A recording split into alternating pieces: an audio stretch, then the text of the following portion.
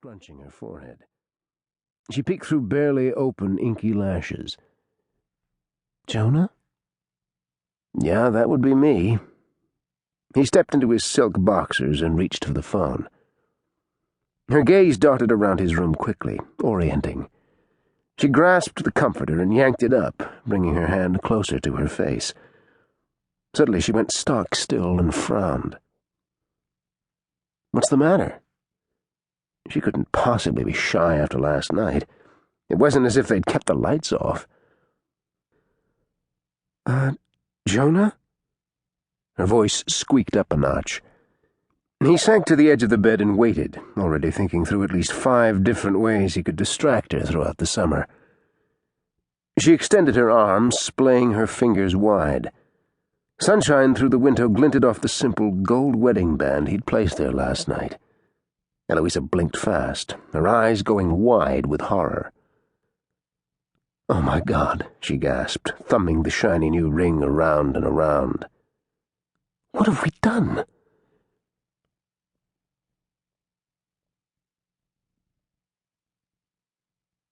Chapter 1.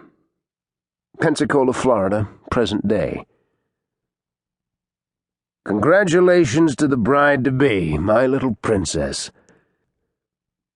The toast from the father of the bride drifted from the deck of the paddle-boat, carried by the muggy Pensacola breeze, to Eloisa Taylor back on the dock. Eloisa sat dipping her aching feet in the Florida Gulf waters, tired to the roots of her ponytail from helping plan her half-sister's engagement party. Her stepfather had gone all out for Audrey. Far more than a tax collector in a cubicle could afford, but nothing was too good for his little princess. Still, he'd had to settle for a Monday night booking to make the gala affordable.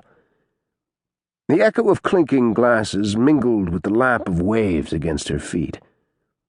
Dinner was done, the crowd so well-fed no one would miss her. She was good at that, helping people and keeping a low profile. Putting together this engagement party had been bittersweet, forcing her to think about her own vows, uncelebrated, unknown even to her family. Thank God for the quickie divorce that had extracted her from her impulsive midnight marriage almost as fast as she'd entered it. Usually she managed to smother those recollections, but how could she not think about it now with Audrey's happily ever after tossed in her face 24/7? Not to mention the cryptic voice message he'd received this morning with his voice, Jonah. Even a year after hearing it last, she still recognized the sexy bass.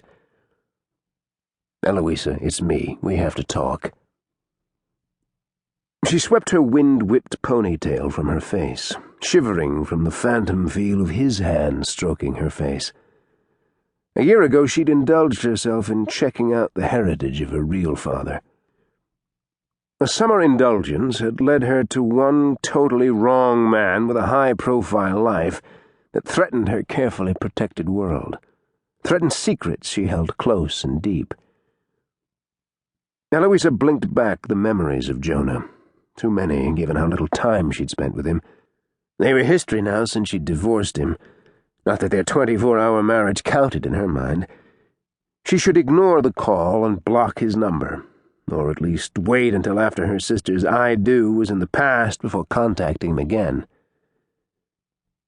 A fish plopped in the distance, sailboat lines clinking against masts.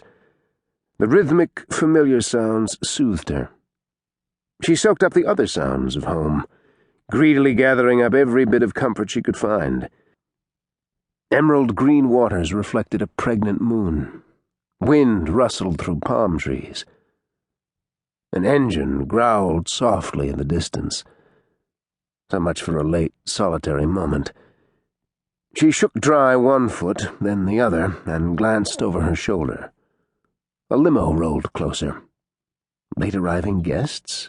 Really late, since after-dinner dancing was well underway. Reaching for her sandals, she watched the long black stretch of machine inching beside the waterway. The shape of the sleek vehicle wasn't your average wedding limo. The distinctive grille glinted in the moonlight, advertising the approach of an exclusive Rolls-Royce. Tinted windows sealed off the passengers from view, but